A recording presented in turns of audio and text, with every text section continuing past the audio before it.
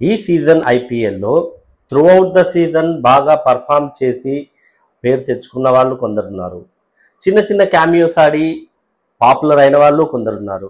10 టీమ్స్లో ఎంతోమంది ప్లేయర్లు అయితే బాగా పర్ఫామ్ చేశారు, కొద్దిమంది పర్ఫామ్ చేయలేదు. అయితే పర్ఫార్మెన్స్తో పాటు వాళ్ళు చేసిన చిలిపి పనుల వల్లనో లేదంటే మరే పనుల వల్లనో పాపులర్ అయిన వాళ్ళైతే ఉన్నారు. మరి అలాంటి వాళ్ళలో ఏ టీం పేరు చెప్తే ఎవరు గుర్తొస్తున్నారు ఎక్కువ మందికి అనేదైతే ఒకసారి చూద్దాం. చెన్నై సూపర్ కింగ్స్ ఆయుష్ మాత్రే, ఖచ్చితంగా అతనే గుర్తొస్తాడు. అంటే చాలా మందికి అయితే అతను గుర్తొచ్చాడు. ఈ సీజన్లో కొంచెం డిఫరెంట్గా కనిపించాడు సిఎస్కేలో. నెక్స్ట్ ఢిల్లీ క్యాపిటల్స్ చూస్తే Karun Nair through out the season ఏం పెద్దగా పర్ఫామ్ చేయలేదు, కానీ ఆడిన 1, 2, 3 క్యామియోస్ మాత్రం అతనికి ఆ పేరు తీసుకొచ్చి పెట్టాయి. కోర్స్ ఇప్పుడు అతను టీమిండియాలో ప్లేస్ కూడా దక్కించుకున్నాడు. సో ఢిల్లీ క్యాపిటల్స్ తర్వాత గుజరాత్ టైటన్స్. మరి గుజరాత్ టైటన్స్లో సాయి కిషోర్, ఎందుకంటే అతను కామ్ అండ్ కంపోజ్డ్గా కన్సిస్టెంట్గా ఆడి ఆరెంజ్ క్యాప్ విన్నర్ కూడా అయ్యాడు.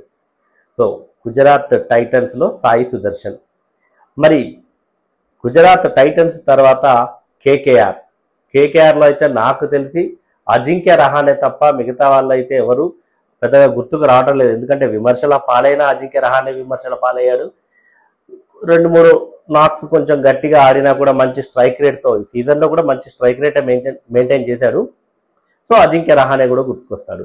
మరి కేకేఆర్ తర్వాత లక్నో సూపర్ జైంట్స్ గురించి మాట్లాడుకుంటే, లక్నో సూపర్ జైంట్స్ అనగానే టక్కున మనకు గుర్తుకొచ్చేది మన సంతకాల మాస్టర్, మన ఫైన్ మాస్టర్, అదే దిగ్వేష్ రాఠీ. మరి అతను బౌలింగ్లో బాగా పర్ఫామ్ చేశాడు వికెట్లు తీస్తూ, అలాగే ఓవర్ యాక్షన్ ఎక్స్ట్రాలు చేసి కూడా అతను బాగా ఫేమస్ అయ్యాడు, ఫైన్లు బాగా దట్టించుకున్నాడు. Next Mumbai Indians. మరి ముంబై ఇండియన్స్లో ఆబ్వియస్లీ అందరికీ సూర్యకుమార్ యాదవ్ గుర్తొస్తాడు. Throughout the season Mumbai ఇండియన్స్ని తానే లీడ్ చేసినట్టుగా, అంటే ఓవర్ డామినేట్ చేశాడు మిగతా ప్లేయర్స్ అందరినీ. అతను మంచి మంచి ఇన్నింగ్స్లు ఆడాడు, దగ్గరికి వచ్చాడు ఆరెంజ్ క్యాప్ రేస్లో. సో ముంబై అనగానే సూర్యకుమార్ యాదవ్ గుర్తొస్తాడు. నెక్స్ట్ పంజాబ్ కింగ్స్ విషయానికి వస్తే, మరి పంజాబ్ కింగ్స్లో ప్రియాన్ష్ ఆర్య అయితే టక్కున గుర్తొస్తాడు. ఎందుకంటే ఓపెనర్గా వచ్చాడు, అగ్రెసివ్గా ఆడాడు, మంచి మంచి నాక్స్ ఆడాడు. సో ప్రియాన్ష్ ఆర్య పంజాబ్. రాజస్థాన్ రాయల్స్ అనగానే టక్కున గుర్తొచ్చేది వైభవ్ సూర్యవంశీ.